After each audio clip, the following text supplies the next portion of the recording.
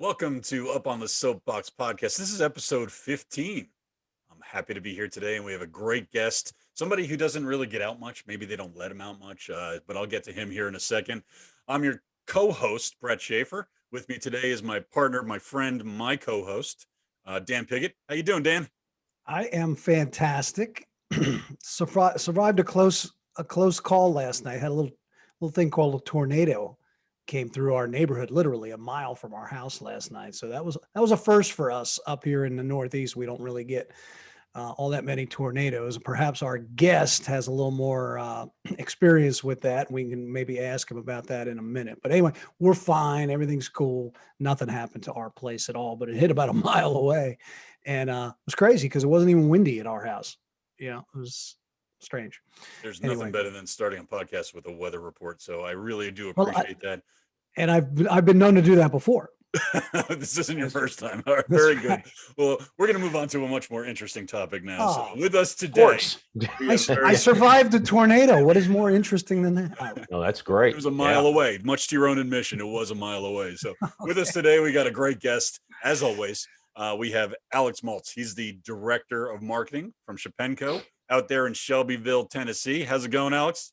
It's going wonderful here in the thriving metropolis of Shelbyville, Tennessee, just outside of Nashville, where we do have plenty of Tennessee twisters all the time. So right now it is very warm, very muggy and humid, much like living in a sauna right now outside. So that's the weather. So back to your current events with Brett. So Very good, Alex. Give us a traffic report, would you, Brett? a traffic report right now is there's a couple of horses, a couple of broken down vehicles, and it's wonderful out here. No, we love it out here. It's beautiful. Just a little bit of trivia. Well, not trivia, but useless information is Shelbyville, Tennessee is considered Pencil City, USA, and it is also the capital of the Tennessee Walking Horse Association. So we have horses and pencils. So you are welcome. Okay. I'm not really sure what to do with that. It's called dead air. Right, dead exactly. air. Yeah. Alex, why don't you tell us a little bit about yourself, for your promo life, your personal life? The floor is yours. Let us know what you want us to know. Sure. Well, I'll make this real short because there's not much interesting about me, except I am married to a gorgeous blonde-haired, blue-eyed Southern girl named Leah. We've been together a little over 15 years, two awesome boys. One is 12. His name is Madden. He is into hockey and football and wakeboarding. And then my son Brixton is 7, and he is into any sport, baseball, wakeboarding, surfing, everything. And we live just north of town here between Shelbyville and Nashville. And we love it. We just love being together, love being around, and love being outside. My promo life kind of started way back when my mother-in-law and a former employee were on the same school board, and I was unemployed. I just got laid off from a large electronics speaker company, and where I was a rep covering several states for them. And I guess my mother-in-law was tired of me not being able to support her daughter, so she started asking around, finding me a job, and I met Dan. And not this Dan, Dan Towns, met Dan Towns, and then that's kind of where it all started. I like to joke that I was sitting outside of a Walmart holding a, "Will work for food" sign, but that would be way too believable coming from where we are and coming from who hired me. So that's how I started. I love the industry. It's wonderful. It's an industry, of course, it's very cliche to say, didn't know existed. Didn't know that you can put names on stuff. Kind of always just thought it came that way. But just always learning new stuff and always looking forward to meeting new folks. And of course, we just got back from ASI Chicago recently, so that was great. They did let me out. My PO did let me cross state lines, so that was wonderful, and got to go visit some folks up in Chicago. So that's kind of about me. Told you it wouldn't take very long, and I think I did that all in one breath. So is it true that you are the only person working at Shepenco without the town's last name? The only upper management or senior leadership is what they call it. So, but yes, I'm not a Towns. Great family. Would love to have been one. Not would love to be one because I'm satisfied with the family I'm in. No, just great folks all around. It's a great ride. How long has it been for you Almost 10 years. So I'm about to celebrate 10 years in January or February, somewhere around there. So you come to this, you guys manufacture there, is that correct? So we would like to say we assemble and decorate. So the majority of our business is to import blank goods from overseas. We do have a very strong Made in USA line that is a majority of it is made just right down the street from us. So we very close to one of our two of our major suppliers. But we take the pencil and we do decorate the assembled goods. But if you want to create something a little more custom, we have what's called our Create a Pencil line, where we have about 30 different color pencil barrels and about 10 different ferrules, which Dan, the ferrule is the little metal part, just making sure you're up on your vocabulary, and then the eraser. So we put those all together and we can do about 3,300 different combinations here in house, and then decorate for whatever you want them to. So the pens do come assembled, so we decorate those. So when you came to this company, what's the one thing that has surprised you over 10 years more than anything else? Like, did you come in with a certain preconceived notion that has flipped completely since you've been working there for 10 years? Well, look, little secret. I had no idea what to expect. If you've ever been through an interview process with Dan Towns, you have no clue what to expect. But it's funny because I went from a world where I was selling $5,000, $6,000, $10,000 home theater and electronics packages to selling pencils that cost less than 15 cents. And I've realized really quickly that it's a different type of cheer that the pencils bring to somebody versus the cheer that an audio system or a large electronic setup brings to somebody. A pencil, didn't really know it, hadn't written with one in years and years, but it strikes a certain emotion. It's one of the first promotional products you may have ever used as a child and didn't even know it. And a lot of people forgot about a pencil. They don't really use one. They use a click pen or a cap off pen, something like that. But when you use a pencil, it just kind of triggers something weird in your head that you're like, man, this thing just writes great. It's good. Something about erasing a mistake is just fun. So it's just it's kind of a weird thing. And also I would beg to hear somebody challenge this, but a pencil, if it's one of the only promotional products that if it does not work, people don't throw it away. If I've got a shirt that has a run in it, or I have a USB drive that doesn't work, or a pen that dries out, I'm going to throw that away. If I pick up a pencil that is unsharpened or broken, I'm going to do one of two things. I'm going to either I'm going to sharpen it, or B, I'm going to put it back where I found it. So you talk about a really long life for a promotional item logo, or a logo on a promotional item. A pencil is where it's at. That's what shocked me.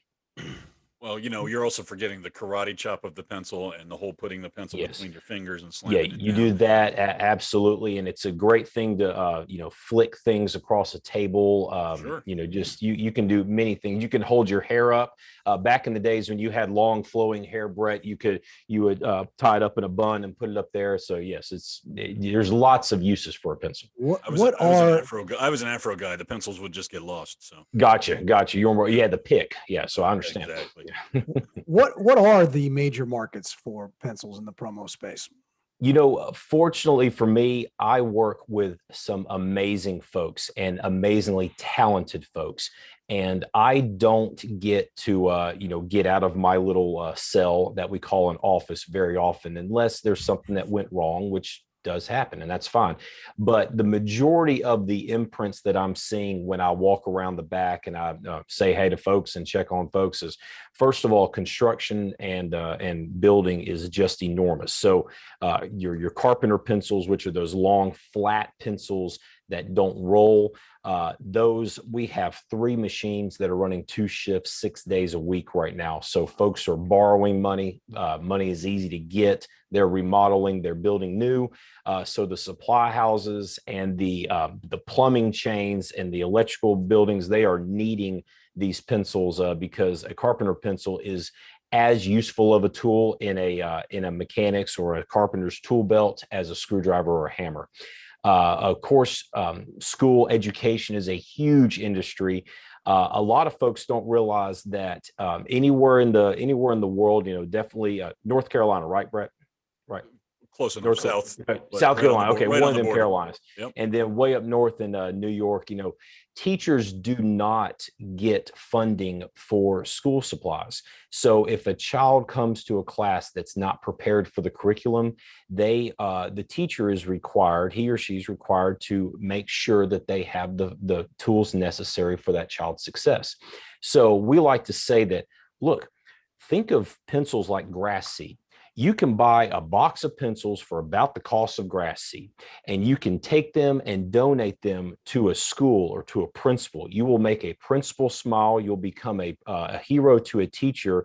And because PPAI and ASI have given us all these statistics about how powerful promotional item is, that pencil is going to travel back to the household, and that child's guardian or parent is going to see the advertisement on there, and that's your chance to convert into a purchaser.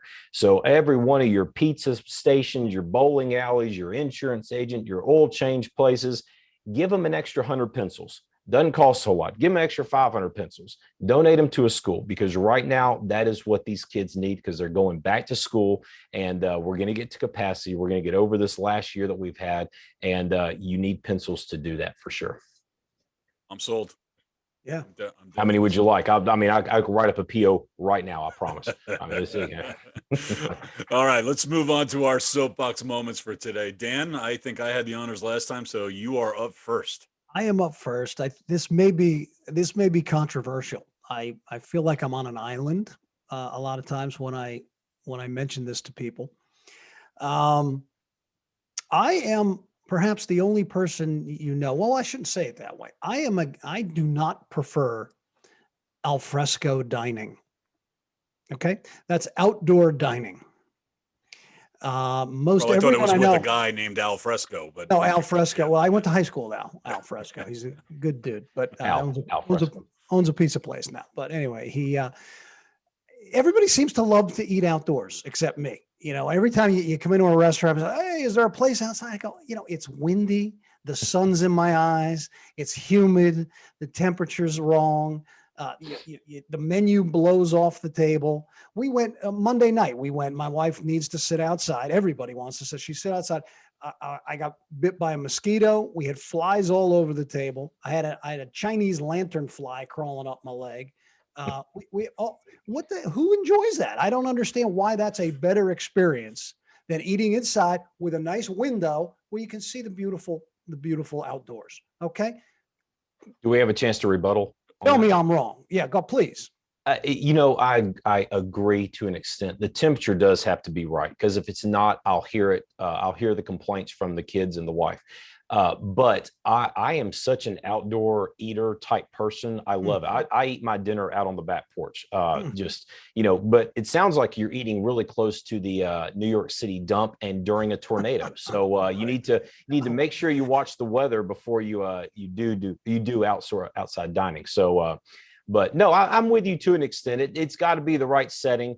But some good old a good old cerveza and some Mexican dip and some cheese dip looking over a busy highway is a pretty good entertainment for me. How's that cheese dip looking about 20 minutes outdoors? Well, it's gone. You've never seen my children eat. I'm talking about when you have an outing, right? And somebody brings the Mexican dip and it's been sitting outside for 45 minutes. Does it look? Yeah.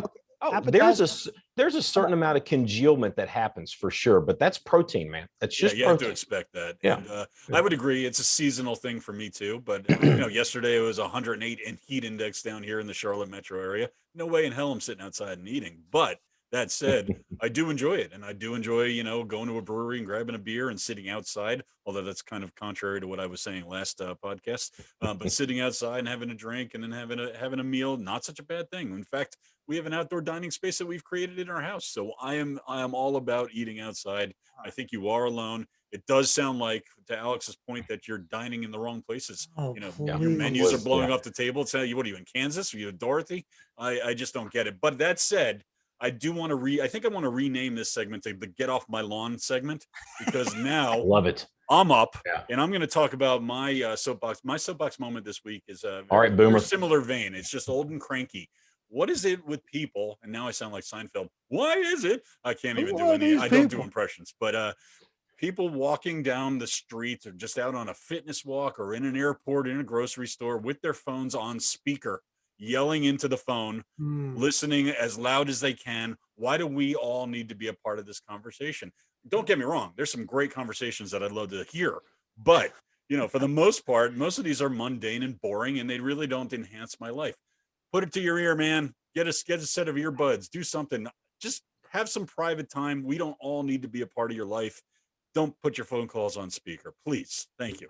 That's kind of a no-brainer. I think we're all with you on that one. It's my soapbox moment, bro. Don't take me down on now. How about to make it worse? You're eating outdoors and you got your speaker. Alex, eating outdoors. Alex, It is your soapbox moment. Step up onto the soapbox. Okay, well, this is exciting, guys. I've been thinking about this for a while, and I'm really happy that we're recording this after hours, because there's no way at all this is during work hours. But I've got a quick wardrobe change real quick, so excuse me. Excuse me, just a second. Yeah, hold on. Should cut to black here. I have to figure out how to edit this properly. I want to tell y'all why Natural Light is the greatest beer in the history of the world. So, first of all, Natural Light is the best beer because, just like me, it is cheap and it is cheerful, because you can afford to get as much of this glorious adult beverage as you like to for not much more than what's probably in your pocket right now. Now, I know last week you were talking about how you like to go to breweries and stuff like that. No, man, who are you trying to impress? Seriously? So, but I'm going to give you 2 reasons why you should put Natural Light in your refrigerator this summer. Number 1, it's inexpensive. You're not going to break the bank. You're not going to have to worry about, man, $12 for a 6-pack. No, bro, not going to happen. And number 2, your friends won't drink it because they're more stuck up than you are. So when you have a fridge full of Ultra and Coors and seltzers and Bud Light, your friends are going to attack that stuff like a moth to a flame. But if you put Natural Light in there, they're going to say, man, why do you drink that stuff? Yeah. Well, I drink it because you don't. I got very little to add to this conversation. This is my soapbox moment, gentlemen. Yeah. Listen, there's a place in the world for Natural Light without a doubt. I left that behind in college, unfortunately. Maybe I should have seen the light and continued to drink that stuff. Actually, I remember being in school, and I was the guy who would buy Miller Lite instead of Busch Light or the Beast or all that other stuff. And Keystone. I was already separating myself. I looked like a snob back in college when it came to beer taste. So I totally get that. And I'm okay with the ridicule. Is there just a natural, or is everything they make a light beer? There is natural light, natural seltzer, there is Natter Days, and there is, of course, the high test, which is what I'm going to buy Brett next time I see him, is Natty Daddy, which is a 5% content of alcohol. So it's high test. It's fully leaded. I will say I did hop onto the Natter Days thing when that came out. Yeah, that'll be the last time I do that. But that'll be the last time. Well, it's hard to look cool when you're holding a pink and yellow can, walking through the grocery store. But they are delicious, and they just came out with Natter Days popsicles, so you can try those. Sitting by the pool, or during a tornado, or sitting outside eating, or whatever you need a dessert. So, you seem like a great pencil salesman, but you may have missed your calling. I mean, no, I have passion. The pencils tug at my heart because they provide an income for my family. The Natural Light is just it's a recreational activity. I'll put it that way. One's an income, one's an expense. Okay. Yeah, one's an income, one's an outgo. Yes, that's exactly right. So clearly, Alex is positioning for a future in being an Instagram influencer. And, I will say I do get their emails, and they do often have times where they ask for advice or help or marketing, and I'm always here. So they've never reached out to me. So what can I say? All Fair right. enough. Well, point taken. You do you, man, as they Was say. was there a rebuttal? I mean, was there any, besides I haven't drank that since college, the standard, stuff, snobby things that I hear from people? I am I've learned long ago that you can't argue with somebody's taste. And Yeah, oh, that's good. That's it's good. yeah. Or There, lack thereof. even it even comes to, even when it comes to the fancy beer. Some people like the stuff that's really hoppy. Some people can't take it. Some people like sour beers. I don't care Yeah, for those. I'm not judging. You sure. know that's your taste buds. So you do what you got to do. But frankly, I wish I could stomach that stuff because you're right. The price point is really beautiful. I It's just beautiful. can't do it. I can't do it. So Well, it's okay. It's Yeah. okay. You make That's a compelling. You make a compelling argument, Alex. I don't think I could really add anything to what you've given us today. So Well, and I have no problem buying you gentlemen a beverage next time I see you because I can afford it. So, but all right, let's move on and finish up here with our yes no question. And this is something that we do at the end of every one of these podcasts. And today's question is probably going to throw you for a loop. You have all right, no advance notice of what I'm going to ask, so you better strap in for this one. Are you ready? bring it on. All right. So you're in the pencil business. So we want to keep this on topic, right? So our question to you today is: should golf pencils come with erasers? Yes, no. Yeah, yes, okay, please explain. because they cost more to make and I charge more for them. It all comes down to economics. It's all cost. It's about affording a nicer beer. No, I am perfectly fine with that's between you and the Lord. If you want to lie on your golf card, I will say that I was in a golf scramble a couple weeks ago, and I have not picked up a club in 5 years. Another guy hasn't picked up a club in a year, and the two ladies we were playing with have never golfed before, and we shot a 73. So, so there was some need. How'd you do on the back nine? That was the first 3 holes. Yeah. Clearly, your pencil had an eraser. Clearly, it had an eraser. It had, and it was a very bald eraser once we got done with it. So that's all right. So yes, they should come with erasers, and that you can buy those from Shepenco at shepenco.com, and we would love to sell them to you.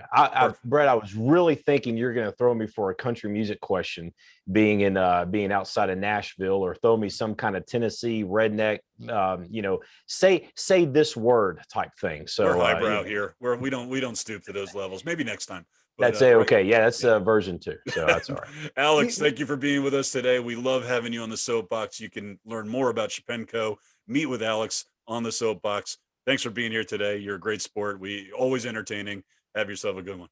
Had a wonderful time. Thanks, guys. Be good. Stay safe.